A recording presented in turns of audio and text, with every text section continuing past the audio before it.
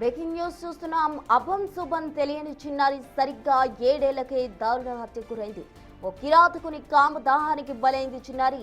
ఏపీలోని మదనపల్లిలో జరిగిన ఈ ఘటన ప్రజలందరినీ కలిచివేస్తోంది. 7 ఏళ్ల బాలికపై అత్యాచారం చేసి ఆపై హత్య చేసి నీటి డ్రమ్లో ముంచేశాడు కులవర్ధన్ అనే ప్రబుద్ధుడు. తల్లిదండ్రుల ఫిర్యాదుతో విచారణ చేపట్టిన పోలీసులు ఇంట్లోని డ్రమ్ములో బాలిక మృతదేహం కనుగొన్నారు. పోస్టుమార్టం అనంతరం బాలిక మృతదేహం రాయచోటిలోని స్వగ్రామానికి తరలించారు. వీరవల్ల మండలం రాగిమాను దినవల్లి గ్రామంలో బాలిక మృతదేహానికి అంత్యక్రియలు జరగబోతున్నాయి. దారుణ ఘటనతో రాగిమాను దినవల్లి ప్రజలు తీవ్ర విషాదంలో మునిగిపోయారు. గ్రామంలో భారీగా పోలీసు బందోబస్తు ఏర్పాటు చేశారు.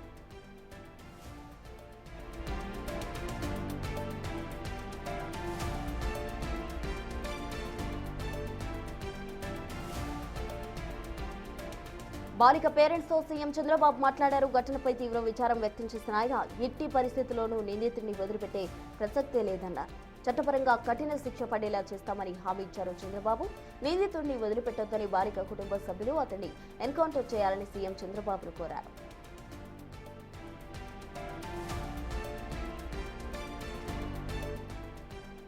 మదనపల్లిలో జరిగిన ఈ దారుణ ఘటనకు సంబంధించి తాజా అప్డేట్స్ మా ప్రతినిధి దామోదర్ లైవ్ ద్వారా అందిస్తారు. దామోదర్, చెప్పండి, ఆ చిన్నారి మృతికి సంబంధించి అటు తల్లిదండ్రులు అయితే సీఎం చంద్రబాబును ఎవరైతే ఇందుకు కారకుడయ్యారో అతన్ని ఖచ్చితంగా ఎన్కౌంటర్ చేయాలంటూ కూడా వారు కోరిన పరిస్థితి. మొత్తంగా ఈ ఘటనకు సంబంధించి పోలీసుల దర్యాప్తు ఎంతవరకు వచ్చింది?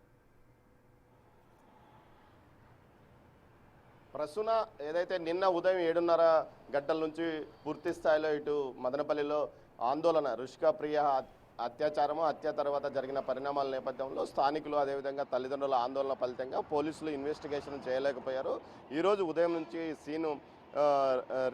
సీన్ రీక్రియేట్ చేయడము, ఆ తర్వాత జరిగిన పరిణామాలు ఏ విధంగా హత్య జరిగిందన్న విషయాలను వారు పరిశోధించనున్నారు. మరోవైపు నిందితుడు కులవర్ధన్ మా అదుపులో లేడంటూ కూడా ఏదైతే రాయలసీమ రేంజ్ డిఐజీ కోయ ప్రవీణ్ చెప్పడం కొంత అనుమానాలకు తావిస్తుంది. ముఖ్యంగా ఈ విషయంలో సీఎం చాలా కీలకంగా ఆదేశాలు జారీ చేసినట్టు తెలుస్తుంది. దీంతో ఈ విషయం మీద పెద్ద ఎత్తున చర్చ నడుస్తుంది. మరోవైపు ఈ కేసుకు సంబంధించి కులవర్ధన్ యొక్క వ్యవహార శైలిని గతంలో అతని మీద ఒక కేసు నమోదైంది.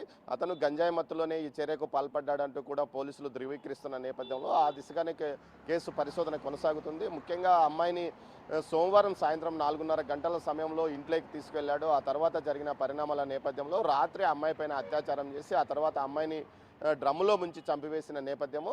ఈ కేసుకు సంబంధించి నిన్న సాయంత్రం 5:30 తర్వాత ఏదైతే అటు సీఎం తల్లిదండ్రులతోనూ అటు స్థానికంగా ఉన్న చేనేత నాయకులతోనూ మాట్లాడిన తర్వాత వారు ఆందోళన విరమించి పోస్టుమార్టంకు అంగీకరించడంతో రాత్రి 8:40 పోస్టుమార్టం పూర్తయింది. ఆ తర్వాత ఆ మృతదేహాన్ని వారి స్వగ్రామం ఏదైతే అన్నమయ్య జిల్లా రాయచోటి సమీపంలోనే వీరబల్లి మండలానికి తరలించారు. ప్రస్తుతం ఈరోజు అమ్మాయి అంత్యక్రియలు అక్కడ పూర్తి అవుతాయి. గ్రామంలో కూడా పూర్తి స్థాయిలో బందోబస్తు ఏర్పాటు చేశారు. ఎక్కడ అవాంఛనీయ సంఘటనలు జరగకుండా పూర్తిగా కంట్రోల్లో ఉందని కూడా అధికారులు చెప్తున్నారు. మరోవైపు ఈరోజు ఉదయం నుంచి అటు ఏదైతే నిందితుడి నివాసం వద్ద పూర్తి స్థాయిలో ఏదైనా ఆధారాలు సేకరించడానికి చర్యలు తీసుకుంటున్న పరిస్థితి. మొత్తం మీద అయితే కులవర్ధన్ విషయంలో అటు స్థానికులు కానీ అటు చేనేత కార్మికులు కానీ పూర్తి స్థాయిలో అతన్ని అంతమొందించాలంటూ డిమాండ్ చేసిన పరిస్థితి. ఏకంగా 6 గంటల పాటు జాతీయ రహదారిపై స్థానికులు స్వచ్ఛందంగా వచ్చి ఆందోళన చేశారు. ఈ నేపథ్యంలో తల్లిదండ్రులకు మద్దతుగా పెద్ద ఎత్తున మదనపల్లి వాసులంతా అక్కడికి చేరుకోవడం విశేషము. 2 చోట్ల ఆందోళన కొనసాగాయి.